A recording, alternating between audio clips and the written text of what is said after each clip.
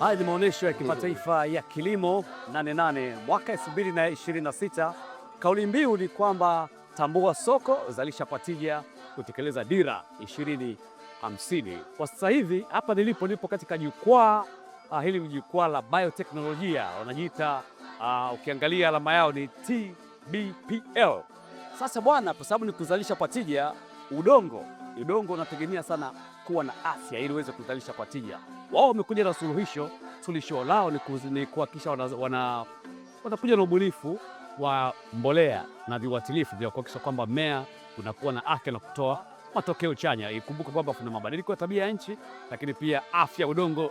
Kadri miaka inavyokwenda, kemikali zinaendelea kuharibu udongo huu unaoona kwa ajili ya mazao kama hapa. Mfano tuko hapa, hebu tukupeleke kwao sasa. Karibu.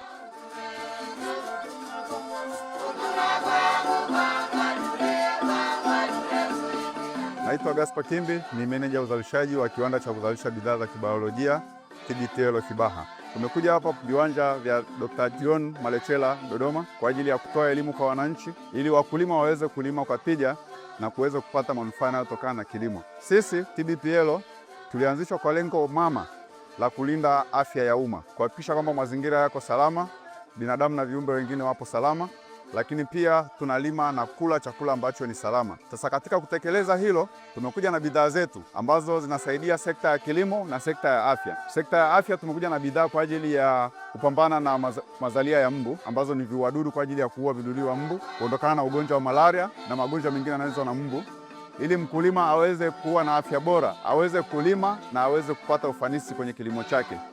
Na ili aweze kupata ufanisi kwenye kilimo, tumekuja na bidhaa za kibiolojia ambazo ni bidhaa rafiki zisizokuwa na sumu, ambazo ni mbolea hai, lakini pia tumekuja na viuatilifu hai kwa ajili ya kupambana na wadudu waharibifu shambani. Na bidhaa hizo tumezitumia hapa kwenye shamba darasa letu ili kumwonyesha mkulima namna ambavyo bidhaa hai zinaweza zikatumika kufanya kilimo ambacho hakitumii kemikali wala sumu ya aina yoyote na kupata matokeo makubwa. Kwa hivyo tumetumia bidhaa hizi kwenye mazao ya mahindi, tumetumia kwenye mazao ya alizeti, tumetumia kwenye mazao ya nyanya pamoja na matango kwa ajili ya kumwonyesha mwananchi namna ambavyo anaweza akalima bila kutumia kemikali na akapata matokeo mazuri.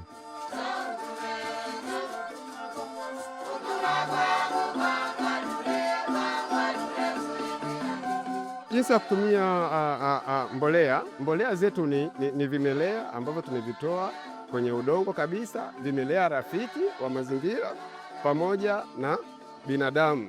Vimelea hivyo tunavirudisha, tumevizalisha zaidi na tunavirudisha ndani ya udongo, kwa maana ya kwamba vinaenda vinarutubisha udongo na kurudisha udongo uliokufa uwe hai. Namna ya kutumia, unatumia pampu kama kawaida ile ya kuspray.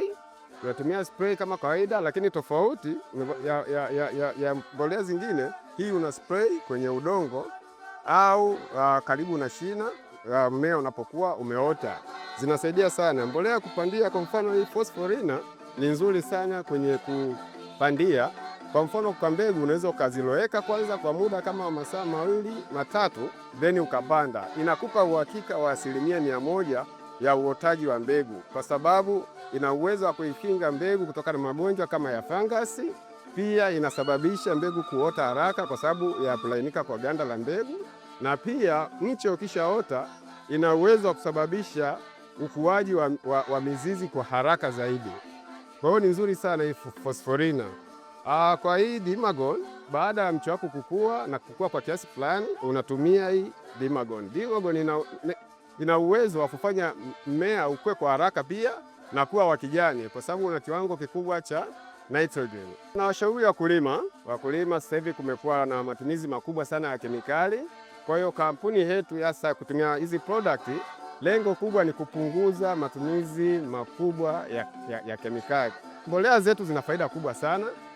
Zinarudisha rutuba ya udongo ulioharibika kwa matumizi makubwa ya kemikali, na pia kuna zile ardhi ambazo zina ukanda, mfano zingine zinaathiriwa na chumvi.